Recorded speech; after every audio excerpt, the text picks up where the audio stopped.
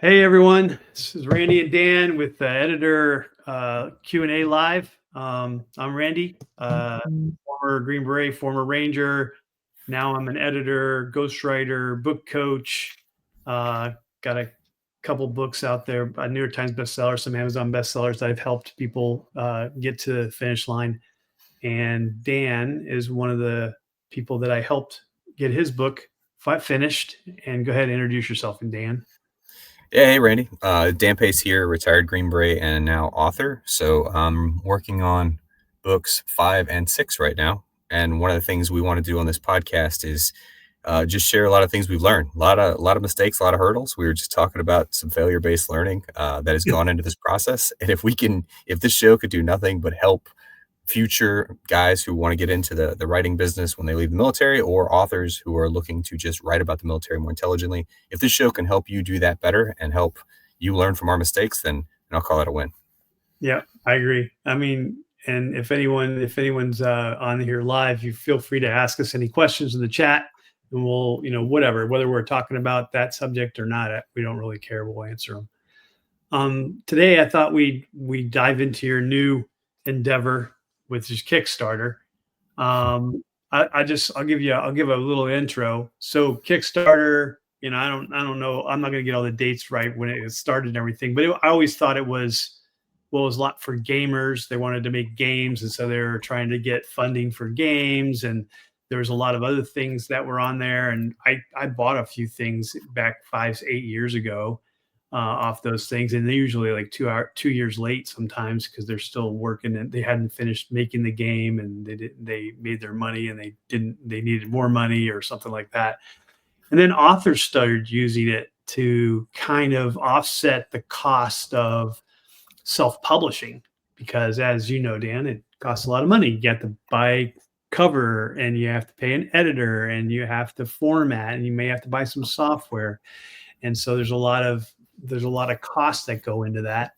And so some of them are starting Kickstarters as they were maybe finishing the book but hadn't got the cover, and they were using it to offset the developmental edit costs, which can be $2,000 or $3,000, and making 500 $5,000 which will probably offset most of your costs as a self-published author, at least a good chunk of it. And then in 2022, Brandon Sanderson, who is a really famous fantasy author, during COVID, he decided to launch 4 books that year, 4 novellas, I think they were. And he did his Kickstarter and made $41 million, the highest amount that was ever made on Kickstarter at the time. Now, he had all kinds of package deals and art, thrown in there, all kinds of crazy stuff. And then he inevitably probably had to hire a crap load of people to box the stuff and send it out and do it all. Yeah, but what he showed was that he didn't need the publishers. Like, publishers were banging down his door. Usually the publishers, we talked about this in one of our first episodes, the big publishers are taking like 85% of first time authors. Once you've established yourself, you can negotiate a little bit. But for him, who's a bestseller, every book he writes is a bestseller now, they're probably like, hey, can we do everything for you and just take 10% of your $500 million you're going to make on this book? And that he probably said, that's a pretty good deal. I got a lot of stuff to do. But what he did on this, $41 million, didn't have to pay the editors anything, had to pay Kickstarter, their cut 10% or whatever. I'm sure they were excited. And then he had to, get everything out to the people. But if he's the book funnel is, if he got all his digital books through Book Funnel and all his audiobooks for Book Funnel, that he wasn't paying anything. He was paying the $40 a month for over 5,000 downloads or something like that, Yeah. as opposed to 30% of your profit on Amazon or whatever. So, man, it can be a really good deal. And then so I knew about that, and then I had one of the guys I was helping write his book last January. I helped him get his book on there, and they made like 13 grand. And 13 grand is it's not exactly 13 grand in your pocket, because you still got to pay for the cost of the book to be made, and you got to figure out if you're gonna sign them, then they got to ship it to you, and then you're gonna have to ship it to them, and you have to figure all those costs in. So, but 13 grand, he definitely put something in his pocket, hopefully about half of it. And then the same thing the second, about in March that year, I helped another guy that I ghost wrote his memoir, and I helped him launch it. He also got 13 grand. So those are, I mean, that's more than a lot. Like, I've seen people get more than that, but usually they're really well known. And these two people in particular weren't particularly well known. So like a no name author, which Ben was, but he had a pretty good following on LinkedIn and Facebook and stuff, Instagram. But like I said, if you make $500 and you spent like 5 hours on it, then you made $500 down payment on your cover, which is half your cover price, maybe in some cases. So, and then I know you're launching your new children's book and you're using the Kickstarter. I guess before I turn it over to you about your experience with this, I would just say, make sure you do some research, make sure you watch some YouTube videos. You can definitely do it all yourself. There's every Kickstarter deal, even Brandon Sanderson's $41 million one is up on Kickstarter, the history of it. All you have to do is search like children's books or fantasy books or whatever you're selling, and you'll probably find someone who's done it. And you can look at what they made, and you can also look at what they did. And there's no shame in copying their, marketing plan. And so just, don't plan on like doing it one weekend and it's up. You're going to have to, copy edit your own stuff and proofread it and make sure you got all the I's dotted and T's crossed and things like that. So plan on spending 2 or 3 weeks. I sent you, when you were doing yours, I sent you a link. I forgot her name now. I can't remember, Maddie or something like that. But she's awesome, and she just did her own Kickstarter for her romance book. And I'll look it up while you're talking. If you want to, I'll shift over to how your experience with Kickstarter. No, thanks, man. You're right about all of that. So my favorite part about Kickstarter, because initially I'm like, well, I don't need a GoFundMe, right? I don't want to ask somebody to just hand me cash because to like donate money or something. Like, I feel like, no, this is essentially a personal but also a commercial venture. But one of the things I love about Kickstarter is it's not a GoFundMe. What it is it's basically a chance for you to author or to you to offer early adopters, right? Your initial readers, the people who are willing to pick your book, you can offer them a discount. So in my case, instead of buying, a hardback for $25, you could buy a hardback for $20 if you're willing to go in early on it. And so I like, as a consumer, that with Kickstarter, I've kickstarted, 8 or 10 things on Kickstarter. I get a good deal because I'm willing to go in early on this guy who's got this vision. He gets a good deal because it helps him defer his upfront costs. And so it's a win-win deal. And that's what I like about Kickstarter, is it doesn't feel like I'm begging or that it's exploitive, because I'm not asking you for anything except to buy a copy of the book. And I'm actually going to give you a better deal than you would get if you waited till launch anyway. So I feel that it's a bit of a win-win. But my Kickstarter experience has been very much like yours. So this is the first time I've ever run one. It's for The Whale and the Kraken. It's about a kid's book. And I did just what you've done. So I went onto Kickstarter.com. I looked at children's books. I went and queried the ones that have, hit 200 or 300% or greater of their original pledge desire, like their goal. And I was like, well, what did these do? How did these succeed? And there's a lot of trends. And well, then what you could do is you could take that same thing. You can say, okay, let's look at the ones, okay, they've got these reward tiers that make a lot of sense. They've got a really engaging visual with a good, solid video. When you scroll down through it, it looks like something you'd want to look at. It's not just a wall of text. It's got some images to kind of draw you in. It's got, a little bit of story on like the meaning behind this. You can get to know the author a little bit. And then I went on to ChatGPT because, why not? I don't know anything about marketing. It's like, hey, help me structure a campaign for Kickstarter that involves these things. Because what I didn't know is the mechanics behind it. Like, okay, well, how much do I need to charge per copy? How do I need to know how much to set my pledge amounts for to hit a goal of this? And AI is pretty good at that kind of data aggregation. And so it was like, hey, what you should do is look for, 5 to 10 pledge levels. You should make sure that you have cheap one for people who just want to get in a little bit, and sexier ones from there that kind of offer more for people who want to get in a little more. And then you want to have some kind of larger, like heavyweight ones for original and unique things, because some people are really attracted to that. And so what I did is I put all that together in the old Redonculator and just devved out this tiered list of what I thought was necessary to kind of get the book out. And then I thought in my head of the ways I would like to take this. So for me, children's books are hardback business. Like I mean, it's a little bit of a bias. That's just kind of how I like it. But I always loved the big cloth bound like chapter books when I was a kid. You know, your Shel Silversteins, your Roald Dolls, like those big books that really just suck you in. And I wanted to produce one. And so I'm like, well, it's expensive to produce an initial cloth bound hardback book. If you want to do that, you can do a normal hardback on Amazon and you can put those out and that's fine. But if you want to really take it to the next level and make it look like one of those books you remember as a kid, you could do it through like Book Vault or some other publishers. I think, oh gosh, who's the other one? It doesn't matter. Book Vault's the one I'm using. Zuna? I don't remember the other one. But I priced a couple out. And it's like, I can do this, but I kind of need enough demand to make it worth it. If you just put together 3 of those, okay, that's fine for you, but what are you going to do? Are you going to put them in your garage? You can't sell them on Amazon. Are you going to sell them direct at a store? So I thought the Kickstarter would be a good way to say, if I can get enough demand for like 20 to 25 copies of this, well, then I'll get 50 printed.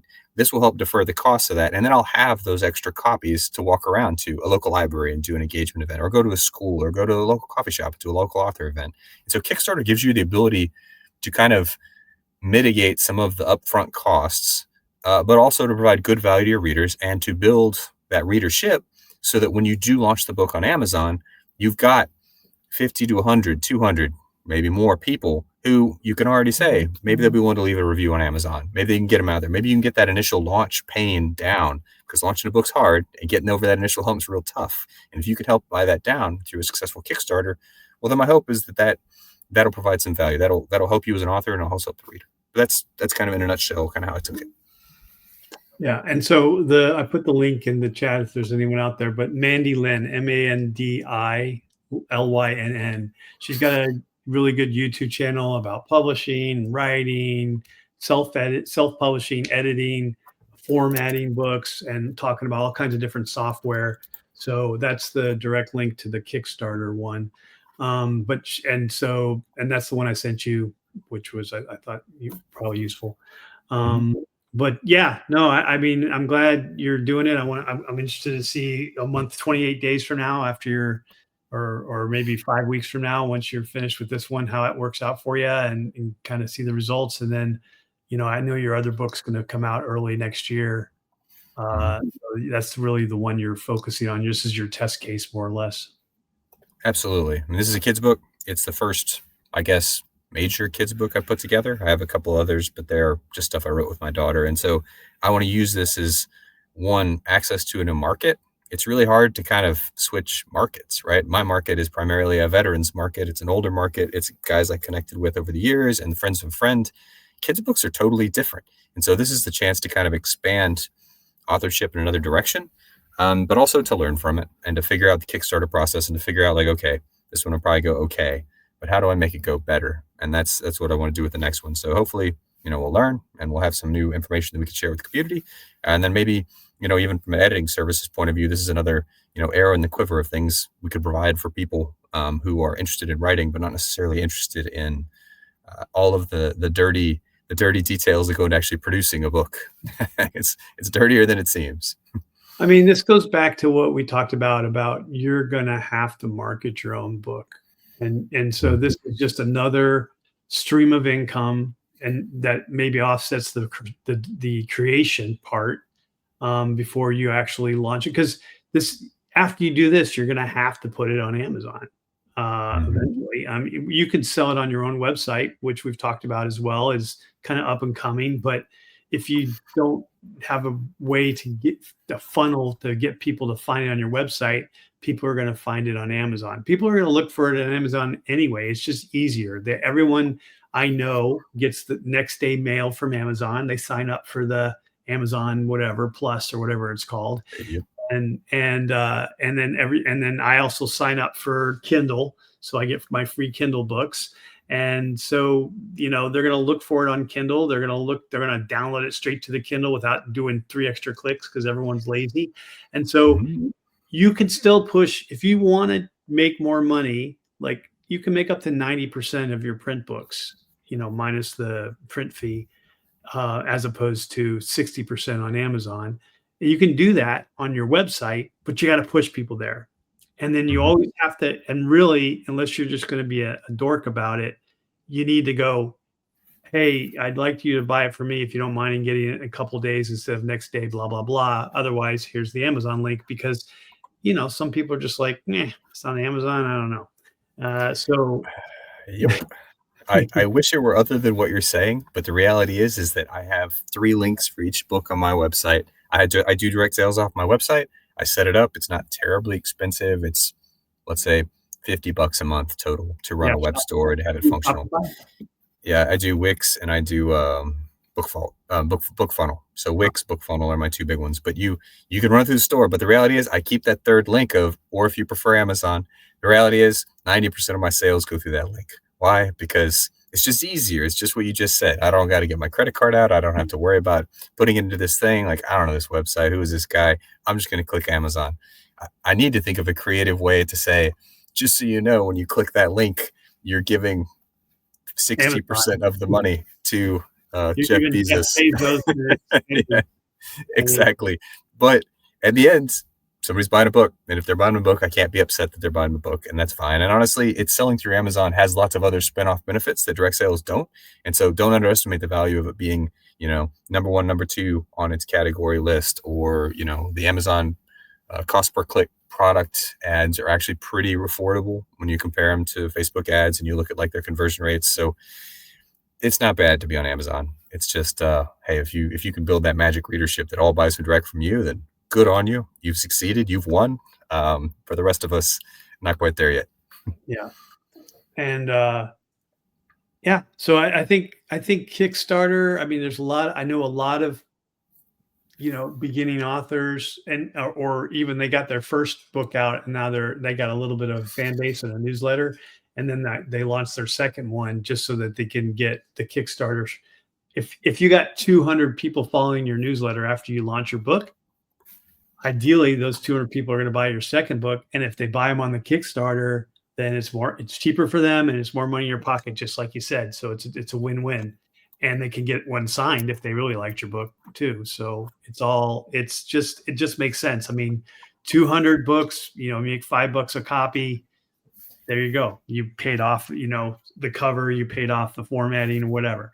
So, and then hopefully you get another 200 people following your newsletter, and your 3rd book comes out, you do another Kickstarter, and really it's just for your fans, if nothing else, because all those people, everyone on your social media, everyone who's subscribed to your newsletter, ideally most of those people are going to buy your next book, and then you just need to tell them that it's available.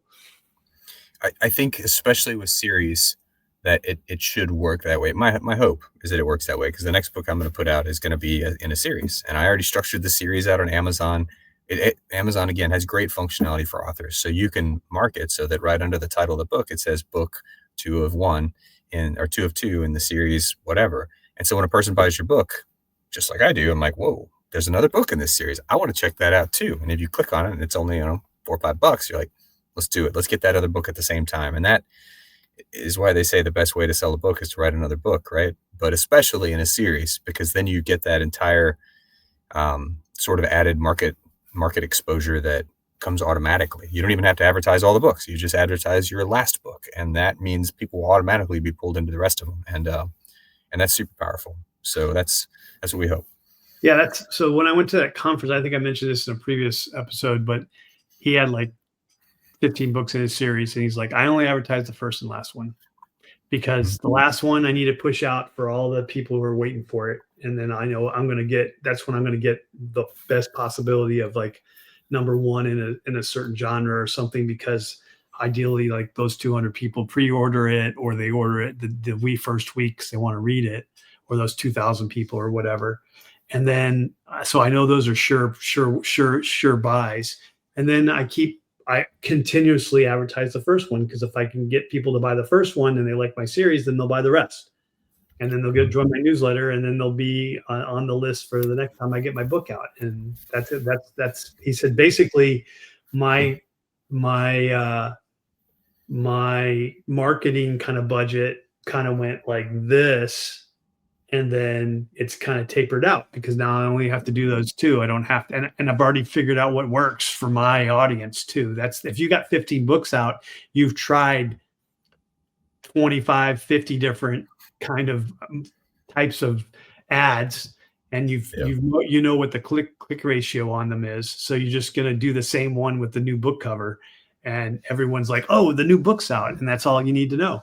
And you know what works for your first time buyers. You know what works for your last time buyers. So yeah.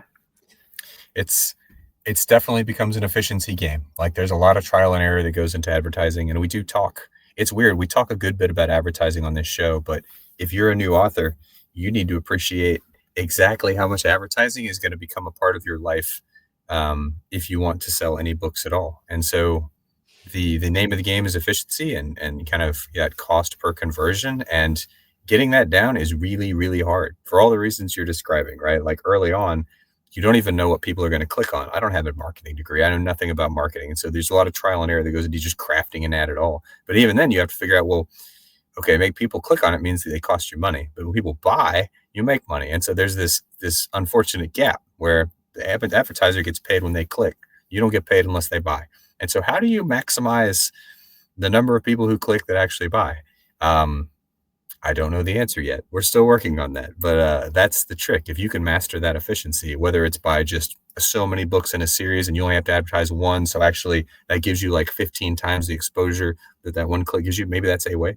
Maybe another way is just to really know who to send it to, the people who actually buy books. And I'm going to experiment with a couple other platforms like BookBub to see if maybe there's a way to not market to the world, but to market to just readers, people who actually buy books, and figure out what it is, what you have to do to make that work. But that is the magic. And so aside from writing a good book, which I think a lot of people can write good books, you have to actually find a way to sell your book, and Amazon's not going to do it for you. So you got to figure that shit out. Yeah, I run a couple of cohorts, and I was having a discussion.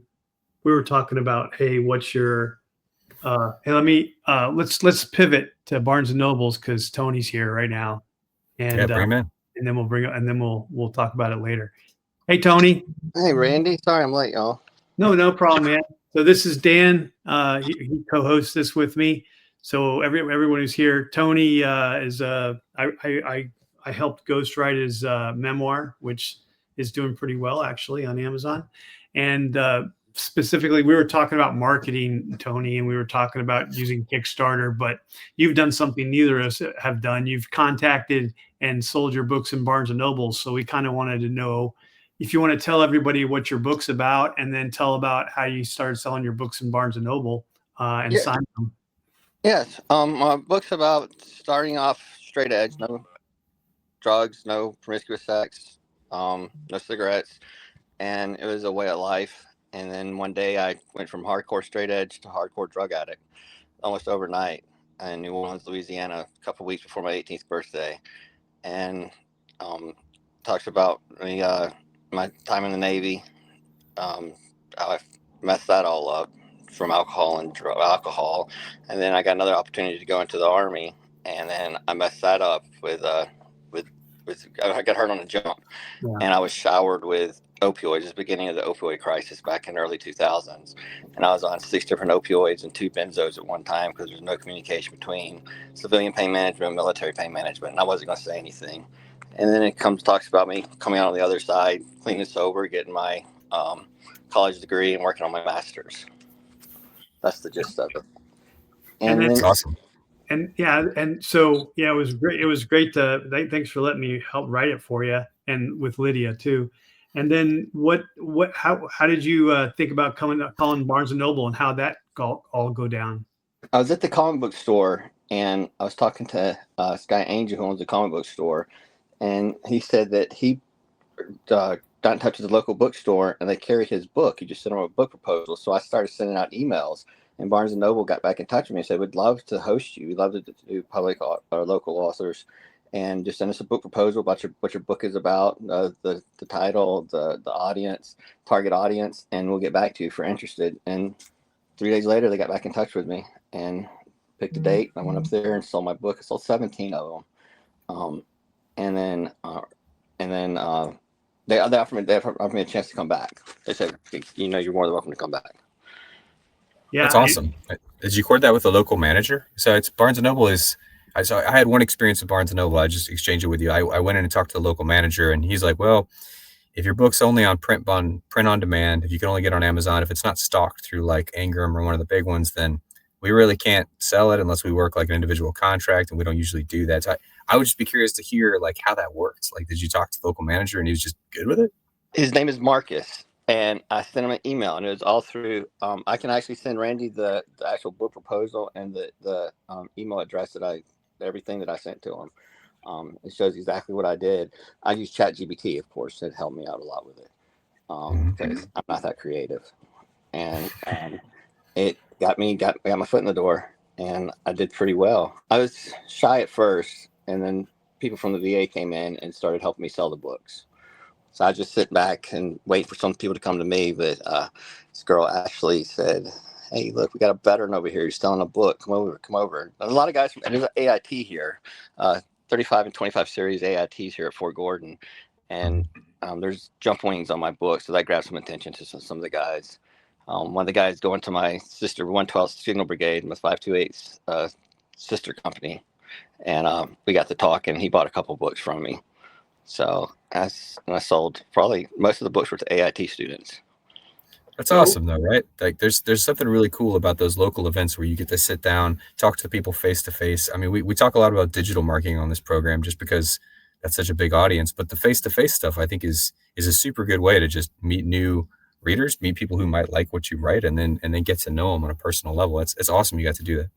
Exactly. We met another lady who just put a book out, kids book, and she was interested in how I got the opportunity at Barnes and Noble, and she actually has a publisher, it's like Sunny Rainbow Publishing or something like that, Blue Bunny Publishing, and she didn't realize that it was that easy to get your foot in the door at the Barnes and Noble in Augusta, Georgia.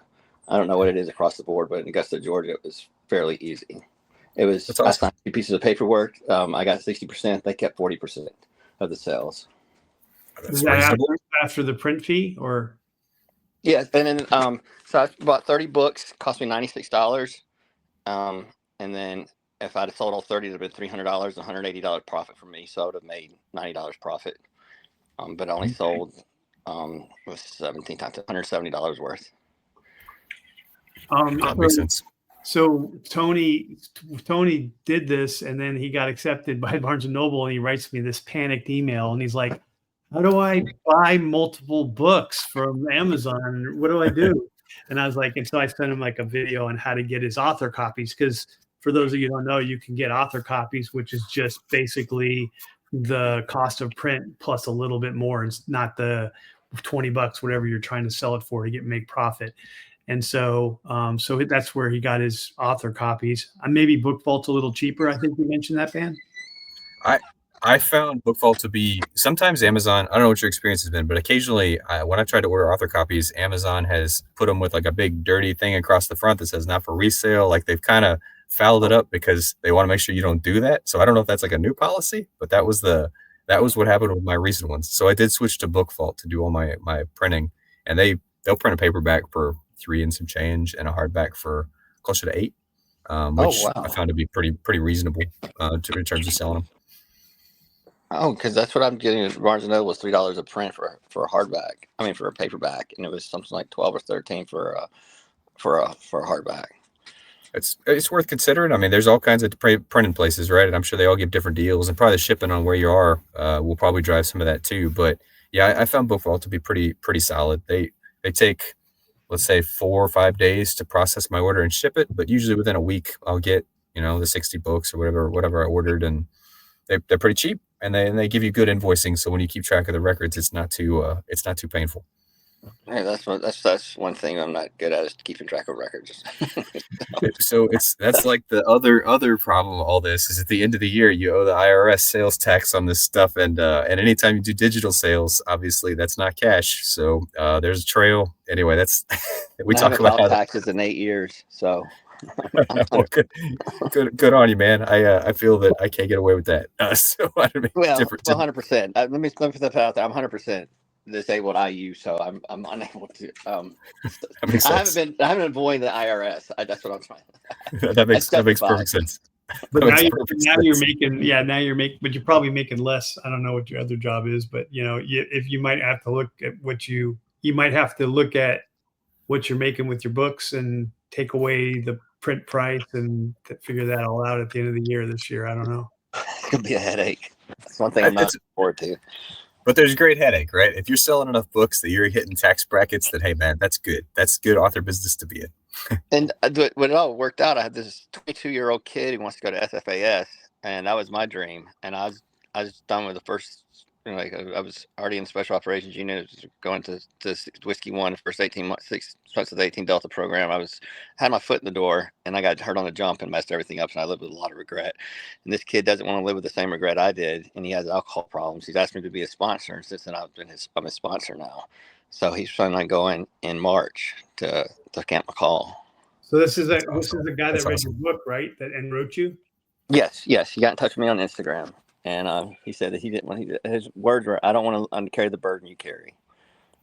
That's awesome. I mean, that's what we all want as writers, though, is to like touch a person and have the person like learn from the experience that you put out there and say like, this was valuable to me as a human. This made me a better human. What a great feeling that's got to be. That's so good. It is. Experience, strength, and hope of other addicts. There's this saying in Narcotics Anonymous: the therapeutic value of one addict helping another addict is without parallel.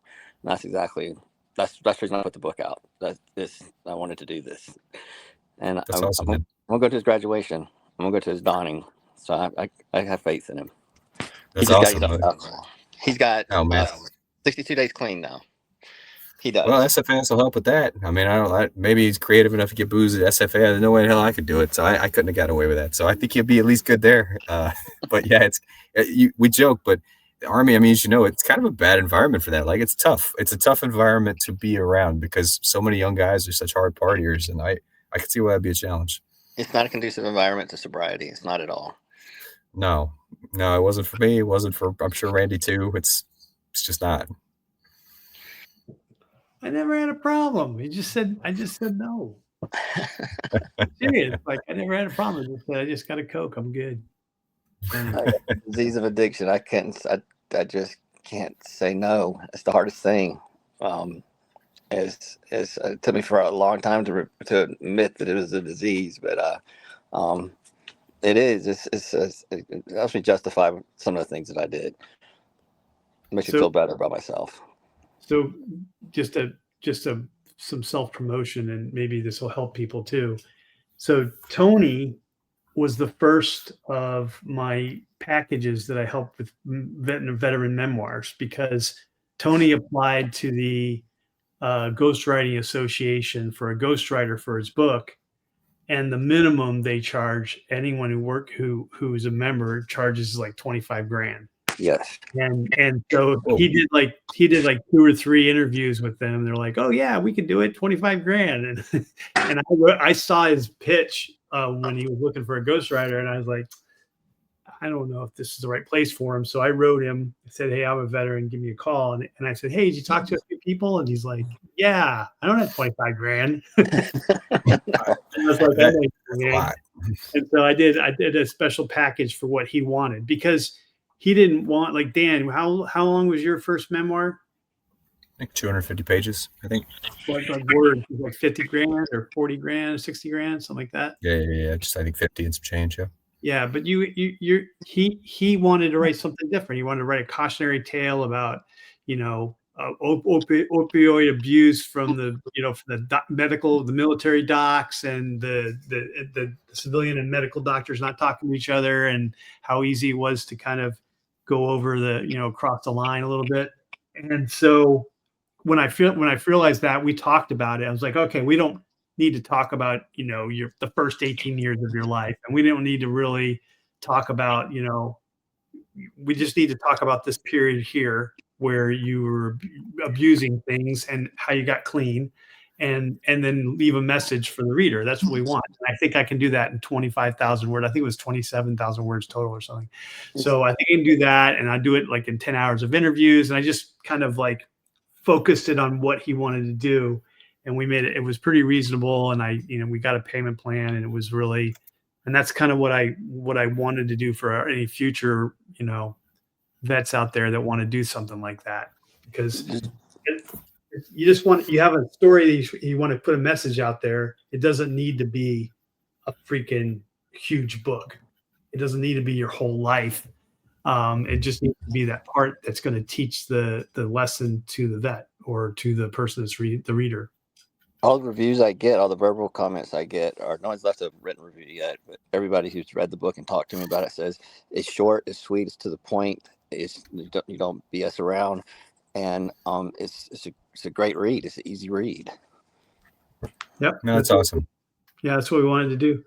So, well, we talk a lot about targeted audiences here, but I think one thing we haven't talked about is the value of a book, and it's what you're talking about, where it's the value. I mean, the book in itself is a good thing, but the book as kind of a way to build a platform. Like, okay, if I want to help people who are struggling with addiction, well, a book adds credibility. It gives it's almost like a greeting card for people who want to talk to you, and you can expand that. You can expand that into, engagement. You can go meet these people. You can go talk to them. And so a book can be almost a powerful business card, if you want to look at it that way, to kind of introduce who you are. And so the idea that it would be 25 G's just to get your story out there, man, you better have a hell of a story if you could be shelling out that kind of money. I haven't made 25 grand on any book that I've published, so I have a hard time imagining shelling out 25 grand for it.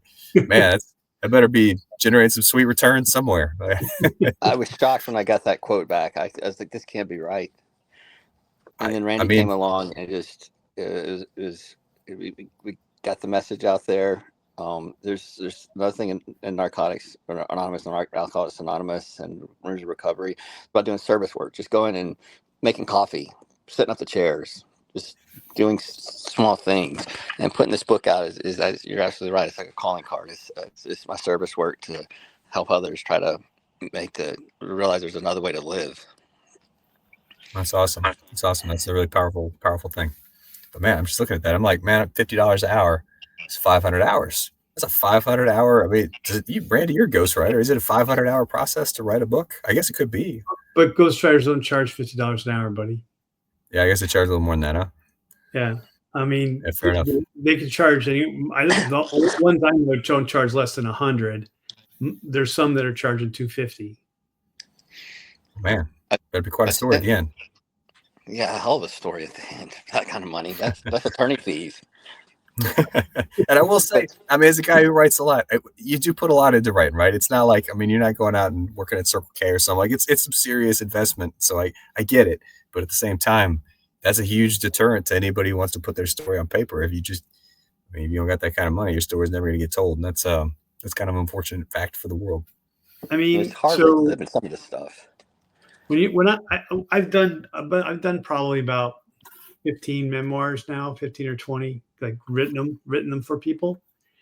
And I got it down where if I do the interview, I can look at a split sheet on the interview and just take their exact words and just make it, clean it up a little bit and feed it back to them, and then reorganize thoughts and things like that. And I can, for every hour of interview, I can spend 2 hours fixing it. And then I can have the whole interview in a chapter, whatever that is, probably 2 or 3 chapters, if it's an hour or 2 hours long. So I can have 3 chapters in 2 hours just based off what they said. So 1 hour of interview equals 2 chapters in 2 hours. And so by the end of 10 hours of interviews, I pretty much got, only 2 people I've talked to took more than 10 hours. And both of them were in their 80s, and they just had these crazy life stories where they did so much in their 80 years that it was freaking nuts. And it took me one of them took me 20 and the other took me 18. But for most people, 10 hours is plenty. And so really it takes me 30 hours to write someone's memoir. And then we're talking I'm not talking 60,000 words, Dan. I'm talking 30 to 40. That makes sense. No, I mean, that's it. I mean, you get it down. You do it a lot. So you got it down as a business. You kind of understand that goes into it. I mean, for me, I'm totally guessing. So kind of foreign territory. Also, it also depends what they want. Tony wanted to get his message out, right? I did another one it took me 50, 60, 70 hours, but he wanted an artistic book. He wanted me to write like JD Vance's memoir, and, Yeah. and so and as a result, that takes a lot more time, right? I could take what he's given me and I got to recreate the scene in my head and write it from his point of view. Like he's playing softball when he's 10. He's like, "Hey, fatso," and so I got to put all these things in there based on the interview. Yeah. And then I got to say, is this good? He's like, fatso's a little harsh. Can we change it to fatty? Like, yeah, okay. Then we have to have that back and forth too, And so that's a different someone. If someone wants that, they got to have big pocketbooks. But he did, and it worked out for him. That's what he wanted to do. So that's fine too. But I know people like Tony, where this is what they want. And they don't want it artistic. They want a message. They want to get a message out to the other vets or to whoever their ideal reader is. And I can do that in an abbreviated way. And it's still a good book. It's easy to read. And it gets the message across. And I think I've tapered this. Like we've talked about this, Dan, where I'm trying to get a nonprofit going where ideally, if I get enough funds in the nonprofit, vets can come to me like Tony, who don't have much, and I can say, okay, the nonprofit's got it. I'll hook you up with a ghostwriter that's a vet also, and we'll get this written, and they'll get money from the nonprofit to write your story, and you won't have to worry about it, or you'll pay 50% or something like that. So that's really what I want. That's awesome that you do that. Because I got one vet that I've sent to you. I talked to him. I go to CERC on Mondays, Substance Use Recovery Command at the Augusta VA on Mondays and Fridays, and I see him every Monday and Friday. And he said he still hasn't got in touch with you, but he plans on it. He's a little flaky, but I sent my favorite customers. My favorite customers are the flaky ones. But he talks about it every day. He wants me to say that he's still interested in it. But just get on it, man. It's not that hard. All right. Well, hey, appreciate you coming on, Tony. It was thanks for sharing about Barnes and Noble. It's something we hadn't even jumped into yet. I'll send you that. I'll send you exactly what I sent to him to WhatsApp right now. All right, appreciate it. Yeah, and I'll share it with Dan. All right, it's great to meet you, Dan. Thank you for having me. No, likewise. Thank you, Tony. Appreciate you coming on Tony's story, man. All right, y'all take care. Good night. Yeah, you too. So so I think Dan, maybe it's worth it for you to go to other bookstores too, not just Barnes and Nobles, but I think even local bookstores or even used bookstores. Maybe I don't know. I'll try it. I'm going to keep going. I've got a couple in mind for this one to see what I can do. I wonder if your children's books will be better at this than maybe your other books too. It's possible. It's also locally themed. Like it's based on something that's in the community. It's based on the Wailing Wall, which is, a big touristy thing. So we're going to knock this Kickstarter out. And then once it's printed and it's real, I'm going to take it around and we'll see what we can do. They got Barnes and Nobles in Destin, don't they? They do. They do have Barnes and Noble in Destin and a Books A Million and a couple others. But when did you approach Barnes and Nobles last time? It was a summer I first got back, so I guess 15 months ago. And talking to the local manager, he was just like, look, it's challenging here because we live in a vacation spot. And so people don't follow our Barnes and Noble. They come and swing by and get a book before they go home. They follow the Barnes and Noble and they really engage locally with the Barnes and Noble that is in the community where they live. But Destin, obviously, a huge touristy place, so not as much in the way of local business. What if you had Pensacola? That's less. And that's the question. Mobile, Pensacola. There's a bunch of other places around here that aren't too far away that would probably be more appealing. But honestly, I still got a day job, so I gotta balance. I gotta balance these things against doing work too. So we'll see what we can do.